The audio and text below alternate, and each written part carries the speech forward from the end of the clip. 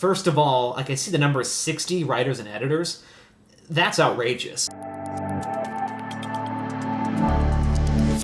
Howdy, hey folks. So I want to talk a bit more around generative AI, specifically some of the things I'm seeing in online discourse and conversation around how we talk about this technology within companies today. If you read my recent stuff, you know I'm seeing, especially at that surface level, just a lot of the same kind of hype or doomerism, right? You've got either the doom side of generative AI is going to steal our jobs, we'll all be working for ChatGPT, it's horrible. And then you got the hype guys who are going, look how great all this stuff is. All you writer losers will be out of a job, you know, all that kind of stuff. And I express my frustration that in all of this discourse, we're not really discussing the actual use cases for this, of really understanding the nuances of this technology, if it even is the right thing to use, and really spending more time on the complexities with grappling with this technology. We're just not seeing that in a lot of the online discourse. And I saw this article, I had this sent to me, and from the BBC, so top tier publication, writing about a copywriter and a company who lost their jobs because of AI. And it feels like this article exemplifies the frustration I continue to feel around this discussion. So I wanted to walk you through it real quick. So according to the article, it's written from someone who was on NDA, so the name in here is fake, and the company itself is not named. But according to the source from the company, this person was working on a team, or led a team of more than 60 writers and editors, 60, doing content for a tech company that resold data to different industries, some kind of B2B tech, it sounds like. And over the course of a few months, management starts implementing some automation tools that then becomes more ChatGPT related, and then eventually, because of that, the team gets laid off some waves. The author here, the source here, talks about how he was in this kind of editor role, editing AI content, was miserable, was not what he signed up for, and eventually in April of this year he got let go. So according to him, the company's running everything through ChatGPT, probably terrible quality, not getting what you need, and that's that. And this case study leads an article, and to the author's credit, Thomas's credit here from the BBC, the article covers multiple angles and sides to this. So they talk about the shift of where AI is coming in, where AI-human collaboration might exist, the frustrations that copywriters are feeling now, especially in the wake of various strikes, and some of the challenges within the industry to begin with. You hear from a couple sources at the American Writers and Artists Institute about how people are using tools and courses to learn more about AI and what they can do with it. Some copywriters who are using it now to learn about the technology. They get a bit into the AI detector thing, of where that gets kind of weird, and some of the, in my opinion, bad business models around AI detectors and trying to cheat them. Their whole company's dedicated to trying to cheat AI detectors, and I don't really ascribe that. I don't like that. That's for another video. But by the end of it, the original source is basically waiting for the company to go back at some point and go, hey, this sucks. Probably just take everything down, and it's going to be a waste of everyone's time. And yes, I think this is a fuller representation of what copywriters are feeling. I like that there's multiple sources in here, and it's at least an attempt to have a conversation around it. And again, it's the BBC, so that you can't really get too technical or dive into too complex. But I think my real issue with this is the initial case study here of this writing team that was let go. First of all, like I see the number 60 writers and editors. That's outrageous. I don't know what tech company you're working for. Maybe this company has thousands of people. I don't know, but when I was running teams, we had whatever 1,500, 1,600 pieces we were putting out annually for clients across different sectors of B2B tech.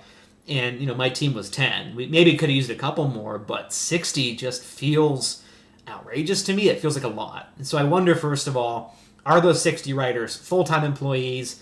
If not, are there a bunch of them freelancers who came in and did a couple of articles here and there? What exactly was the workload that necessitated having 60 writers and editors on staff to do all this?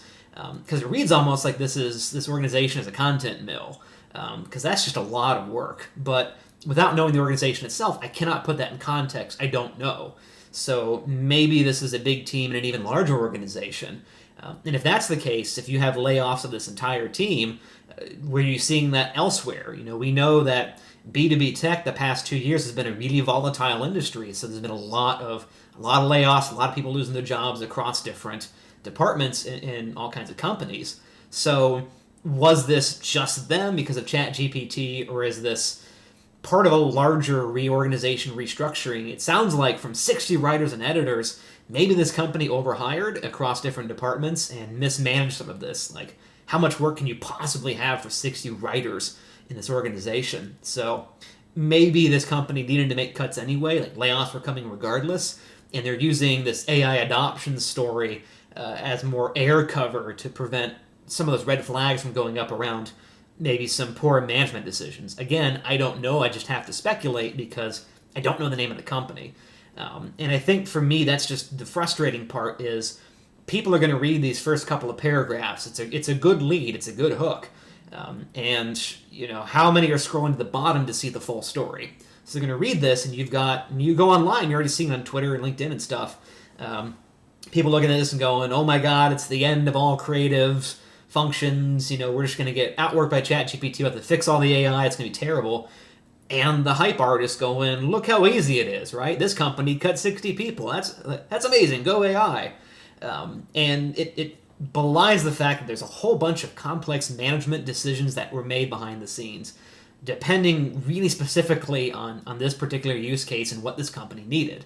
And those nuances are lost in all of this. Granted, there's only so much the BBC can say. This person was under NDA. They can't name anything. They might have more documents into the actual management process, but because of the restrictions of how this is portrayed, they can't share that. But that's really the meat and potatoes of this generative AI discussion and how you use this stuff. Because is this actually a good way of doing it? I don't know. I cannot make that determination. It's reflective of the larger challenge of copywriters, writers, coders, a lot of freelance talent. Freelancers are feeling the pressure right now. That is very much true. Organization I'm a part of in a Slack group called Top of the Funnel shared this article over the weekend of how ChatGPT is cutting a lot of freelancer jobs, especially on popular freelancer sites. So like the Imperial College Business School, Harvard Business, German Institute of Economic Research all got together, did some research, and found that the demand for digital freelancers in writing and coding declined by 21% since GPT launched at the end of 2022.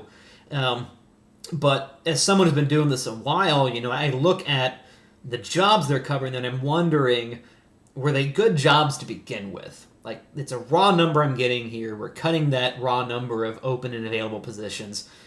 Were these jobs that more represented the content mill style, hey, I'll write you something for 2 or 3 cents a word? Or are they that higher quality work that demands more human attention and human thinking? I think to begin with, we have a real challenge across industries on understanding the proxies for assessing the quality of writing production.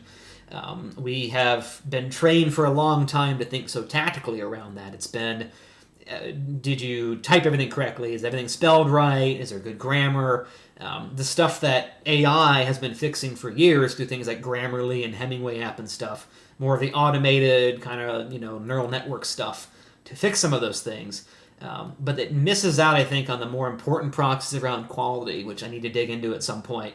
But things like, is the central idea any good? Is it actually meeting the needs of the reader and the customer? Are you saying something interesting and different? Where does your content sit in the context of marketing in general and the industry that you're working in? Those are the kinds of strategic questions that sounds like from the BBC article nobody was asking. They're writing things and it's interesting and engaging and that's great, but is the stuff they're writing, if we use that kind of a proxy for quality of actually meeting your reader's needs, was it doing it? Again, I don't know if this was merely a short-term financial decision. Maybe the company's in financial distress, or maybe someone said, we got to cut marketing by 70%. It's killing us. And if you don't have anything to really point back to of those more quality metrics, it can get harder, especially if quantity is not keeping up. So I really, it's one of those things. I appreciate the BBC's kind of attempt here, and there is more, I think, a fuller discussion beginning to happen. But like, that's where we need to get to with talking about generative AI is the specifics, the nuances, the way this stuff is being implemented. The problem is because all these surface level discussions are so heated and so polarized, nobody's willing to open up their mouths or crack open the books and show us what's actually happening behind the scenes. I mean, all this is done via NDA. You can't see any of it. So it's frustrating because we can't really understand if this technology is actually going to be beneficial, and if so, how to implement it successfully, unless we really start digging into this stuff and being honest about some of these decisions. But we keep positioning this stuff, and I don't mean just this article, but like we keep positioning this stuff as it's going to take jobs or it's going to make companies like we look at the effects before we ever talk about how do we actually get those effects. Are we even on the path toward that? It feels like almost the cart before the horse a bit here. So I think I'd like to see more discussion around the complexity that goes into this, right? Like, what kind of decisions do you actually have to make if you want to use this? How do you go and learn about the technology itself to understand the benefits and limitations of what it can and cannot do? AI is not magic. There are limitations on this system based on how it is built and designed. And we kind of gloss over that because it's technical and boring and uninteresting and focus on these kinds of stories, which are certainly important. It's part of the narrative we have to be telling about this, but we're doing ourselves a disservice by not being willing to have those open discussions and have to hide it like this. It's just really frustrating. And I know writers are feeling it, especially those at the entry level. Like I've been there and done that. I know how hard it is. And I don't know what the good answer is yet. Like maybe we look at how we do portfolios differently. Maybe we have to start finding ways to write higher quality work and again, come up with better proxies and assessors for quality. There's a lot that needs to happen here, but we need to start having deeper, honest conversations if we want to move past that frustration and the anger everyone's feeling. So I think there's more to come. We'll see where it goes, but like I look forward to when we can have more complex and thoughtful discussions around generative AI implementation. So thanks for watching, team. Appreciate it.